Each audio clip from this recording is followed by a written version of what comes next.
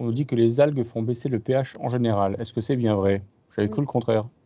ça dépend à quel moment de la journée, en fonction, de leur activité photosyntétique. Et Le donc? pH va augmenter, non, va oui, si, va augmenter au fur et à mesure que la luminosité augmente et va rediminuer par la suite lorsque l'intensité lumineuse diminue au cours de la journée. Et on observe une espèce de sinusoïde, enfin une courbe en vague en fait, C'est comme ça du qu'on les pH. détecte. Exactement. Où attaquent les pucerons en priorité? Est-ce qu'il y a vraiment des endroits où les pucerons vont proliférer plus vite qu'ailleurs, qui demanderont vraiment une attention toute particulière? Alors, c'est plutôt en termes de culture, ça va être principalement sur les salades, par Mmh. exemple.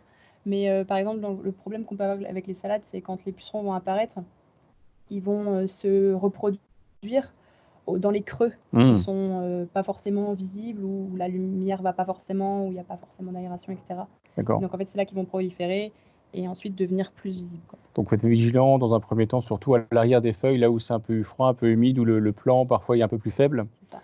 Là où justement, tous les nuisibles aiment bien aller Ils grignoter vont ce qu'il y a, s'y ce qu'il y a à cacher pour grignoter. bien se développer et puis ensuite attaquer. Aussi.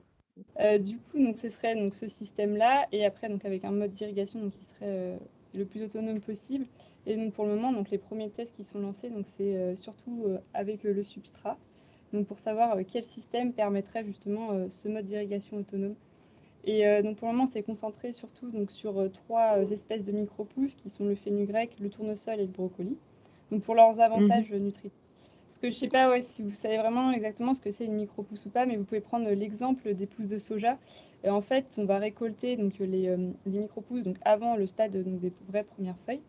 Et ça peut se faire donc avec différentes espèces. Donc là, notamment le fenugrec, le tournesol et le brocoli dans notre cas. Aujourd'hui, on travaille principalement sur la spiruline parce que c'est celle qui est le plus demandée sur le marché. Comme Mickaël le disait, pour ses propriétés en protéines, c'est 70% de protéines et notamment également pour le fer, donc pour la population anémiée, c'est extra. Elle peut être combinée à d'autres microalgues qui peuvent être intéressantes d'être cultivées. C'est d'autres process, donc on travaille dessus actuellement. C'est notamment la chlorelle, donc qui est riche en vitamine C et qui en plus peut être adossé à la spiruline pour absorber plus facilement le fer. Consommer la spiruline en même temps que de la vitamine C via la chlorelle permet une meilleure absorption du fer par l'organisme. Alors, une question d'Olivier, quel est l'avancement actuel du projet? Est-ce qu'on est proche de la commercialisation?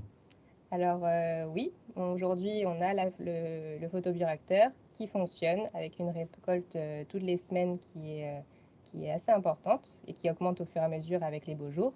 Et le boîtier technique est en cours de réalisation, donc une commercialisation peut être envisagée très rapidement. Donc déjà, s'il y a des personnes intéressées, n'hésitez pas à nous contacter et pour répondre à vos questions et pour vous accompagner sur ce projet et sur vos besoins.